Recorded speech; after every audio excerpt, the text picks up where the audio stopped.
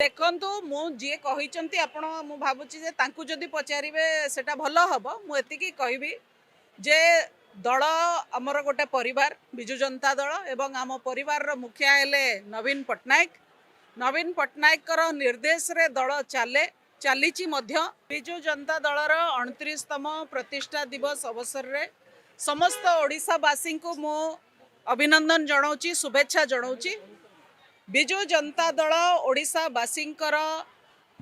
अधिकार जोगई दवापाई कि एवं स्वार्थर सुरक्षा करने कि गोटे आंचलिक दल हिसाब रे सृष्टि होता एवं 24 वर्ष लोकंको सुशासन दबा परे आज आम क्षमतार नाहू सत किंतु आमर दायित्व बहुत अधिका बढ़ी जाइछि। जो भली भावरे 1.5 वर्ष काल भारतीय जनता पार्टी सरकार लोकंको अणदेखा करिछि, प्रतारणा करिछि, हतादार करिछि, चाषी को राजरास्ता रे बसैछि, सरकारी चाकरिया को राजरास्ता रे बसैछि एवं महिला शिशु नाबालिकांकर दुष्कर्म अपराध तांको उपरे बढ़ी बढ़ी चलीछि।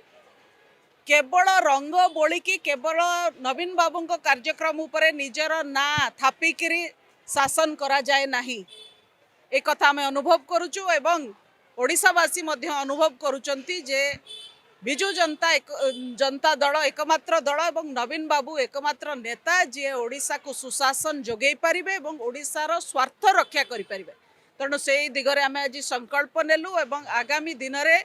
पुनर्बार नवीन बाबू को मुख्यमंत्री गादी रे बसैकरी 4.5 कोटी ओडियांकर स्वार्थ रक्षार काम कर। देखंतु मु जी कहिचंती आपण मु भाबुची जे तांकु जदि पचारिबे सेटा भलो हबो मु एतिकी कहबी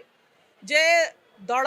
आमर गोटे परिवार बिजु जनता दल एवं आम परिवार रो मुखिया हेले नवीन पट्टनायक निर्देश रे दल चलीची मध्य एवं 4.5 कोटी ओडियांकर विश्वास नवीन बाबू उपरे बिजु जनता दल उपरे। तेणु दल आगामी दिन में मु जो कथा कहली दल आगामी दिन में आहुरी गुरुत्वपूर्ण भूमिका निर्वाह करिवो कारण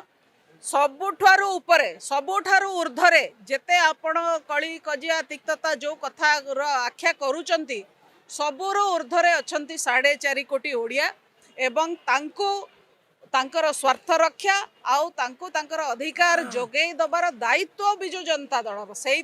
आंचलिक दल तैयारी होता